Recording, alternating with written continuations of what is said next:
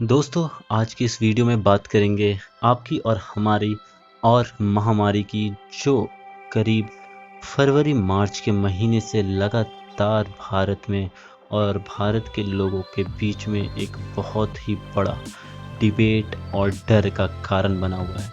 एक छोटी सी कहानी से शुरुआत करेंगे। तो स्वागत करते हैं आपका इंडिया अपडेटेड पे, और इस वीडियो के माध्यम से कुछ थोड़ी सी अपनी मन की बात और ऐसी कुछ जानकारियाँ जो आपके लिए ज़रूरी है, और मेरा कुछ आपसे निवेदन रहेगा। तो प्लीज़ वीडियो को लास्ट तक देखिएगा ताकि हमारी और आपकी बात पूरी हो सके। कोरोना, हम और सरकार, हमारी बहुत ही अपेक्षाएं होती है सरकार से कि सरकार हमारे लिए ये करेगी, सरकार हमारे लिए बहुत सारी व्यवस्थाएं क्यों नहीं लाती। हमारे मन में हजारों सवाल होते हैं। अगर कहीं एक पानी की पाइप भी लीक हो जाती है तो उसके लिए हम सरकार को जिम्मेवार ठहराते हैं। पेट्रोल का महंगा हो जाना सरकार की जिम्मेवारी है। हमें ये ज्ञान नहीं होता कि सरकार किन किन चीज़ों के लिए जिम्मेवार है।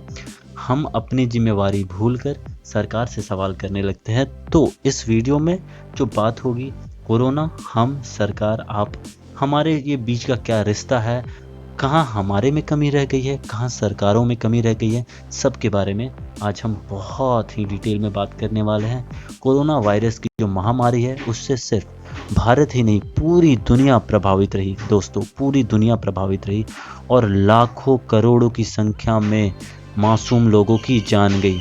इस सिलसिले में जो भी कुछ, जहाँ भी हमने जिन भी लोगों की मदद करनी चाहिए हमने मदद की है, लोगों को बचाने की कोशिश की है, खुद को बचाया है, और अपने सूझबूझ से समाज को इस महामारी से निकालने का भरपूर प्रयास किया है। दोस्तों, एक कहानी जो मैं आपके साथ शेयर करना चाहता हूँ, ये मेरे साथ बहुत ही निजी बात है। मैं अपने एक दोस्त के साथ मैंने बात किया कि हमारे घर के सामने एक कैंप लगी हुई है कोरोना टेस्ट करवाने के लिए, जहाँ पर जाकर आप निःशुल्क कोरोना जांच करवा सकते हैं। मैंने और मेरे दोस्त ने हम दोनों राजी हो गए अपनी बातों में और कहा कि चलते हैं। हमने कल का दिन रखा कि हम दूसरे दिन को जाएंगे। दूसरे दिन हम दोनों मिले और उस सेंटर पे गए। उस सेंटर पे पहुंचने के बाद वहाँ पर सन्नाटा पसरा था, बहुत ज़्यादा लोग नहीं। वहाँ के जो एम्प्लॉयज़ है वो इधर उधर बैठ के अपने फ़ोन में व्यस्त थे, करने को कोई काम नहीं था। लेकिन देखिए हो क्या रहा था, कोरोना वायरस जैसे महामारी को टेस्ट करने की प्रक्रिया और सुविधा उपलब्ध होने के बावजूद वहाँ पे एक भी व्यक्ति ऐसा मौजूद नहीं था जो अपना टेस्ट करवाना चाहता हो। ये जो स्थिति है ये बहुत ही दयनीय स्थिति है दोस्तों, क्योंकि अभी कुछ महीने पहले अप्रैल मार्च अप्रैल मई जून तक ये महामारी इतनी ज़्यादा थी कि सड़कों पर एक परिंदे नहीं दिखते थे। इतना डर था लोगों में मौत को लेकर, इतनी ज़्यादा संख्या। आज वो संख्या उसी तरह बरकरार है। हम सरकार को बहुत दोष देते थे, गवर्नमेंट ये नहीं कर रही, गवर्नमेंट को ऐसी व्यवस्था करनी चाहिए, ठीक है, लेकिन किसी ने कुछ किया नहीं। उस टाइम पे हम बस अपने को बचाकर घर में रखे, और जब आज ये व्यवस्थाएं उपलब्ध हैं तो स्थिति क्या है, वैसे टेस्ट सेंटर्स में एक भी व्यक्ति नहीं आना चाहता। मैंने बात करनी चाहिए वहाँ के स्टाफ से। उनसे मैंने पूछा, भैया कितना आपके पास, कितना जो टारगेट है पूरा करने का है, कितना आपको टारगेट दिया गया है टेस्ट करने का। उन्होंने कहा कि हमें एक दिन में करीब 500 व्यक्तियों का टेस्ट करना है। तो इस बात को जब मैंने सुना, उसके बाद वहाँ की स्थिति देख के मैं असमंजस में पड़ गया, और मैंने ये जानना चाहा कि वो यहाँ पर कब से कैंप कर रहे हैं, कब से टेस्ट जारी है, और अभी तक कितने लोगों का टेस्ट हो चुका है। उन्होंने बताया पिछले एक हफ्ते में उन्होंने सिर्फ 40 लोगों का कोरोना जांच करवाया है। चूँकि मैं घर पर बोलकर आया था कि मैं कोरोना जांच के लिए जा रहा हूँ, लोग मुझे ऐसे देख रहे थे जैसे कि मेरे में पक्का कोई वायरस है और मैं पहले से इन्फेक्टेड हूँ। लोग मुझसे ये पूछ रहे थे, क्या हुआ है तुम्हें, कौन से सिम्टम्स है, सर में दर्द है, बुखार है, आखिर क्यों जा रहे हो कोरोना जांच करवाने।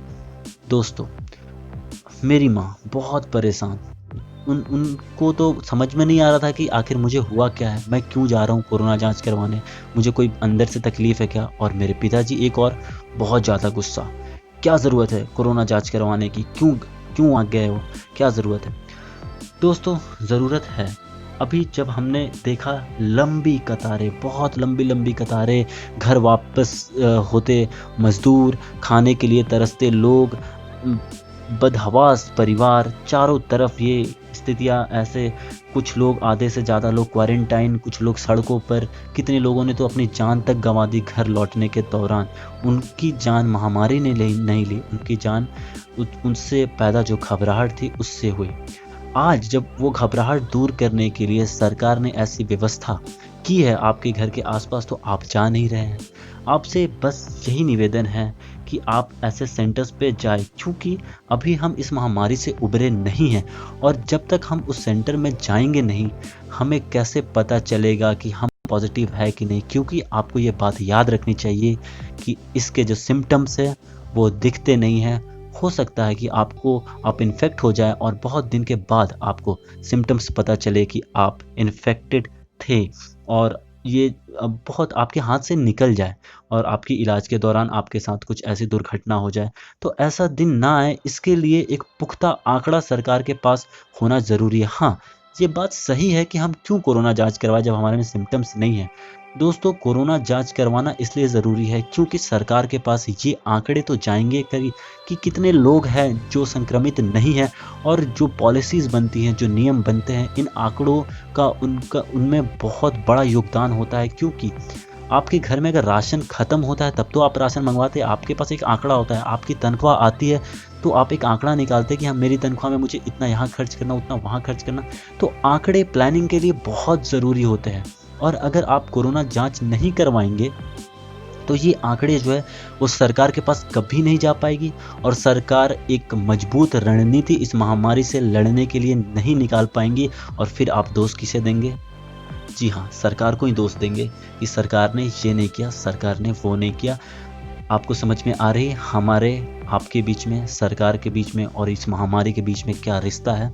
हम सिर्फ दोष देते नहीं रह सकते, हमें भी इस श्रृंखला का, इस स्थिति का एक हिस्सेदार बनना पड़ेगा। हम यहाँ दोष देने के लिए नहीं हैं। और एक और बात दोस्तों, अगर हम ये जांच करवाते हैं तो हमारे अंदर एक कॉन्फिडेंस भी आता है कि हम पॉजिटिव नहीं हैं, हम निगेटिव हैं, और हम समाज में और सकारात्मक तरीके से प्रस्तुत होके और लोगों तक एग्जाम्पल ये अपने आप को दे सकते हैं कि नहीं, हमने खुद को इतने दिन तक बचा कर रखा तो हम आज स्वस्थ हैं।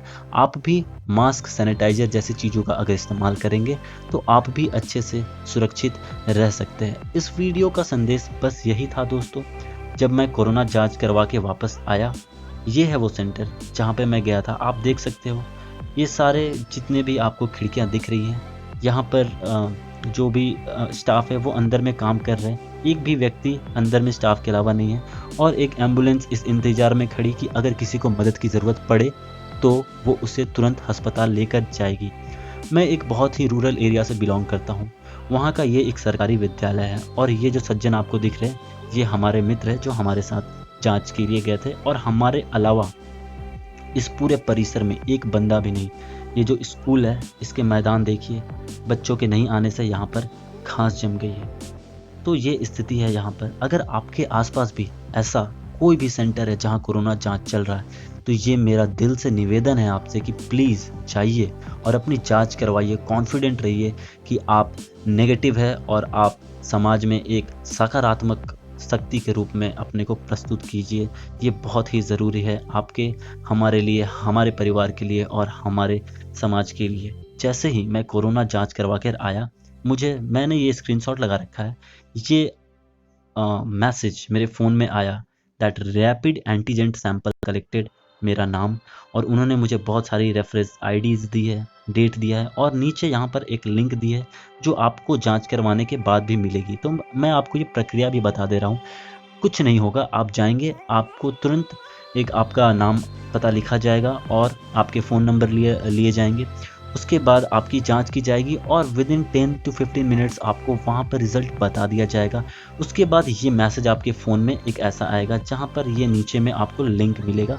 ये आप देख सकते हैं फ्यूचर रेफरेंस के लिए नीचे में उसके बाद एक लिंक है, उस पर क्लिक कर लेंगे तो आपको एक रिपोर्ट मिलेगी कुछ इस तरीके से। उसमें सारे डिटेल्स लिखे रहेंगे, आपका जेंडर, आपका नाम, आपका एड्रेस और किस किस तरीके के सैंपल्स आपसे लिए गए हैं। ये दिखाने का मकसद ये है ताकि आप इस पूरे प्रोसेस से भी एक बार रूबरू हो जाएं और आपको ज़्यादा समस्याएं ना आए।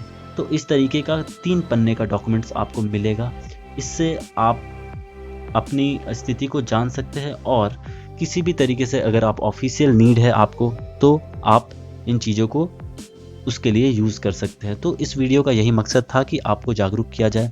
मेरा आपसे निवेदन है कि प्लीज़ जांच करवाइए और सरकार को इस महामारी से निपटने में उनकी मदद कीजिए। ये हमारी ड्यूटी है।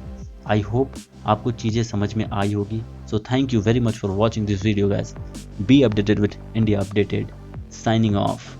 जय हिंद।